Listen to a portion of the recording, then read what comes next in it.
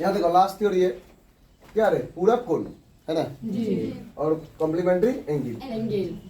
बाकी 9th में 8th में पढ़ा होगा, पूरक कोण का युग्म जो होता है 90 का होता है। कितने का होता है? 90। ऐसा नॉर्मली समझिए, अगर आपको 70 डिग्री दिया है और पूछेगा 70 का पूरक क्या होगा, 20 डिग्री, ऐसे मौखिक बोल दिया कितना डिग्री होगा। क्यों? क्योंकि बताया हम लोग को पूरक जो होता है वो 70 + 20 करेंगे तो 90 पूरना चाहिए।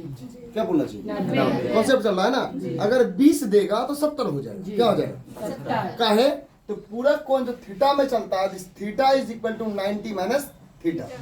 जितना दिया है ध्यान पे रखो, और 90 में से उतना को घटा दो, बाकी जो शेष रहेगा वही उसका क्या होगा, पूरक।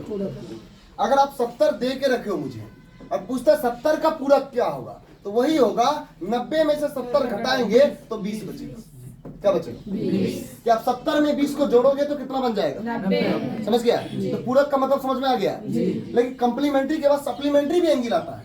सप्लीमेंट्री क्या होता है? वह चलता है 180 डिग्री में। कितना चलता है? 180 डिग्री। जहां पे आपका theta is equal to 90 - theta होता है, वहीं पे आपका theta is equal to 180 - theta. समझ गया? सप्लीमेंट्री एंगल क्या होता है? अगर आपको देता है कि 120 दे के रखा है, क्या दे के रखा है? 120 दे के रखा है, उस समय पूछता है कि 120 का सप्लीमेंट्री एंगल क्या होगा, संपूरक कोण क्या होगा। तो दिमाग में आता है कि संपूरक कोण का जो युग्म होता है उसका जो योग होता है वो होता है 180। ठीक है, और वो 180 में से मेरे पास कितना है? 120। छोटा सा पार्टीशन था 180 और 120 दिया हुआ था, मन में आया 60 जोड़ के कैलकुलेशन करके बना दिया क्या, 180। वैसे भी आंसर आ गया। लेकिन रूल के हिसाब से अगर बनाएगी तो उस समय आपका क्या होगा, ध्यान पे रखना है कि theta is equal to 180 degree minus theta degree. अगर आपको मैं 120 डिग्री दे के रखा है, ठीक है, तो फिर आप 180 में से 120 को आराम से घटा दो, तो ये क्या बन जाएगा, 60 डिग्री। समझ गया? तो 120 का संपूरक क्या बन गया, 60, और 60 का संपूरक क्या बना, 120। समझ में आ गया ना? सेम यही काम चल रहा है यहाँ पे पूरक कोण के लिए। किसके लिए? पूरक कोण के लिए। क्या? जब दो कोणों का योग कितना हो, 90, तो क्या कहलाएगा, पूरक कोण। समझ गया? तो एक कोण दूसरे कोण का पूरक कोण कहलाता है। समझ गया? और क्या कहता, इसे अनुपूरक कोण भी कहते हैं। थीटा का पूरक कोण 90 घटा थीटा का पूरक कोण 90 घटा अगर मैं यहाँ पे पूछता हूँ आपको 60 का पूरक क्या होगा भाई, 60 का पूरक कोण क्या होगा, तो 90 घटा 60, 30 नहीं बोलेगा, 90 घटा 60, तब 30 लिखेगा तो नंबर देगा 1 या 2, और नहीं मौखिक में तो देगा नहीं। समझ गया? तो यहाँ पे हो रहा है थीटा का पूरक कोण बराबर 90 घटा थीटा। सूत्र आ गया कि जितना कोण दे के रखेगा, चाहे वो 45 दे, क्या दे, 45, और अगला जो आएगा 90 में से 45 को घटा करके फिर अगर दोनों को जोड़ के देखेंगे वो दोनों क्या बनेगा, 90 बनेगा, तब कहेंगे वह उसका पूरक है, अन्यथा वो उसका पूरक नहीं है। यही ने बताया है, जब दो कोणों का योग कितना हो, 90, तो एक कोण दूसरे कोण का पूरक होता है। समझ गया? अभी एग्जाम्पल यहाँ पे लो, 30 का पूरक डिमांड कर रहा है, तो 30 का पूरक के लिए 90 में से 30 घटाएगी, क्या निकलेगा, 60। तो 60 का पूरक क्या है, 30, और 30 का पूरक क्या है, 60। समझ में आ गया ना? एक दूसरे का पूरक में चला, नहीं चला। और यहाँ पे नहीं लिखा गया है, आगे लिखेंगे कल की क्लास में सप्लीमेंट्री एंगल के लिए, तो वहां पर भी ध्यान पे रखना, 180 में से घटा करके थीटा को जितना निकलेगा, अगर मान लिया 120 का पूछा ना, तो क्या करेगा, 180 घटा 120, क्या निकल गया बेटा, 60। अब यहाँ है कि 120 का सप्लीमेंट्री और 60 का सप्लीमेंट्री एंगल। अगर तुमको 100 का पूछता है तो क्या बन जाएगा, 80 बनेगा, तो 80 का क्या हो जाएगा, 180। समझ गया? अब कुछ विशेष कोण के लिए त्रिकोणमितीय अनुपात है, कल भी याद करने के लिए बोला गया था, आज मैं लिख करके दिखा रहा हूँ। साइन थीटा 0 डिग्री के लिए मान क्या होगा, 30 डिग्री के लिए क्या होगा, 45 के लिए क्या होगा, 60 के लिए क्या होगा, 90 के लिए क्या होगा,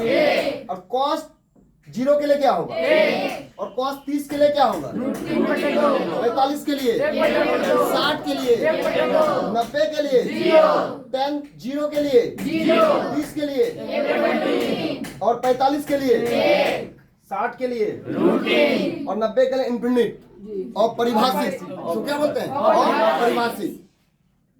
कॉट जीरो के लिए, कॉट 30 के लिए, कॉट 45 के लिए, कॉट 60 के लिए, कॉट 90 के लिए, सेक 1 के लिए, जीरो के लिए, और सेक 30 के लिए,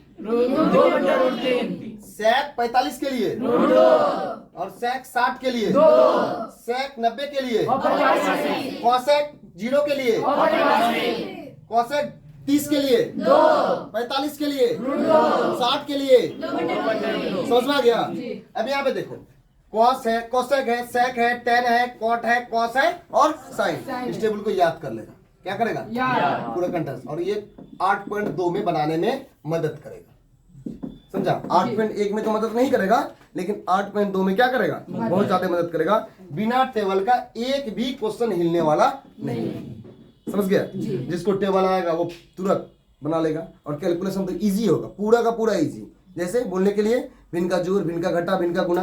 समझ गया। और जिसको आता बेसिक कॉन्सेप्ट कैलकुलेशन करने के लिए, put this value get by. समझ गया। sin 30 का मान बैठाना है, tan 30 का मान बैठाना, कैलकुलेशन करके आंसर निकालना। अगला चलते हैं, क्या कहता है, त्रिकोणमितीय निष्पत्तियों का चिन्ह विभिन्न कोटि में, है कि नहीं। यहाँ पे क्वाड्रम बना है। क्या बना है, क्वाड्रम। देखो, एक नॉर्मली हम लोग बना रहे पढ़ रहे थे, इसको बोलते थे क्या, हॉरिजॉन्टल प्लेन बोले थे ना, बोले थे। और ये वर्टिकल, क्या नहीं किया। और दो लाइन अगर क्रॉसिंग किया तो यहाँ पे केंद्र बना, केंद्र बना नहीं बना। तो ये वाला कोऑर्डिनेट बना 90, ये तो सीधा एंगल बनता है कितने का, 90। और ये रोटेशन करता है, पूरा चल के आता है कितना का, 180, 277। और यहाँ पे पूरा आता है क्या होता है, इसका मतलब यहाँ से प्रारंभ करके यहाँ तक चलता है, यहाँ से यहाँ तक गया तो 180, सीधे 90 का। तो 90 और 90 मिलके कितना हो गया, सीध रेखा जो हो गया तुम्हारा ये वाला, वो 180 का। क्लियर।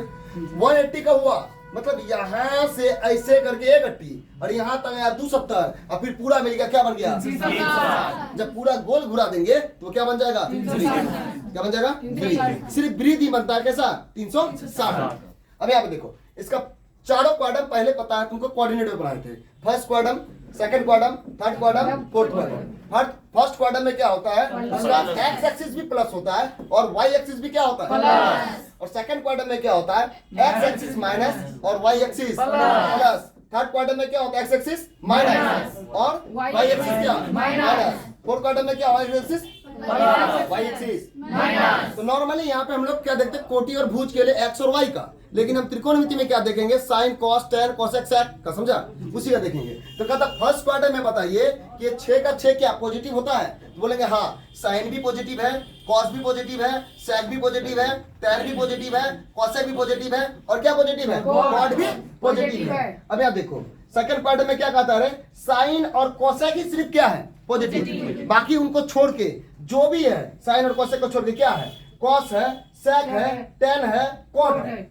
समझ गया। ये देखो, साइन को अंडरलाइन कर लेंगे, कोसेक को अंडरलाइन कर लेंगे, क्योंकि साइन और कोसेक कहता है सेकंड क्वाड्रंट में हम क्या है, पॉजिटिव। बाकी कॉस, सेक, टेन, कॉट वो सभी क्या है, नेगेटिव। क्या है, अब यहाँ पे चलो थर्ड क्वाड्रंट में। थर्ड क्वाड्रंट में क्या कहता है, टेन और कॉट क्या है, पॉजिटिव। बाकी सब क्या है, नेगेटिव। और इसमें क्या है, कॉस और सेक क्या है, पॉजिटिव। बाकी सब क्या है, नेगेटिव। समझ गया, ऑल नेगेटिव। मतलब कॉस और सेक को छोड़ने के बाद जो भी बचेगा वो क्या होगा, नेगेटिव। ये वाला क्लियर हो गया। आगे चलते हैं। ये कुछ सूत्र है जहां से हमको 8.3 बनाने में क्या होगा, मदद मिल सकता है। तो ये क्या कहता है, जो पूरक का चला है किसका, कुछ देर पहले थ्योरी बताए थे ना, पूरक कॉम्प्लीमेंट्री एंगल के लिए, तो वही एंगल यहाँ पे है कि 90 माइनस थीटा की जगह में ए चलाया। क्या चलाया, हम थीटा भी चला सकते हैं, क्या चला सकते हैं, कोई बी भी चला सकता है, डिपेंड करता है एंगल के लिए। एंगल का नाम क्या रखा गया, ए बी सी। समझ गई। तो यहाँ पे क्या है, 90 minus theta is equal to cos theta. क्या थीटा, जितना घट के आएगा वह कॉस के साथ लिखा जाएगा। किसके साथ लिखा जाएगा, कॉस। 90 माइनस थीटा किसके साथ लिखा जाएगा, tan 90 माइनस थीटा किसके साथ? cot 90 माइनस थीटा किसके साथ? sec 90 माइनस थीटा किसके साथ? और cosec 90 माइनस थीटा किसके साथ? कंफर्म है?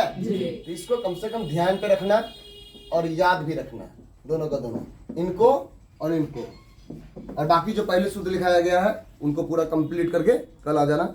और कल थोड़ा सा थ्योरी स्टार्ट पढ़ा करके हम लोग क्या स्टार्ट करेंगे? 8 ठीक है? तो उतार लिया तुम लोग?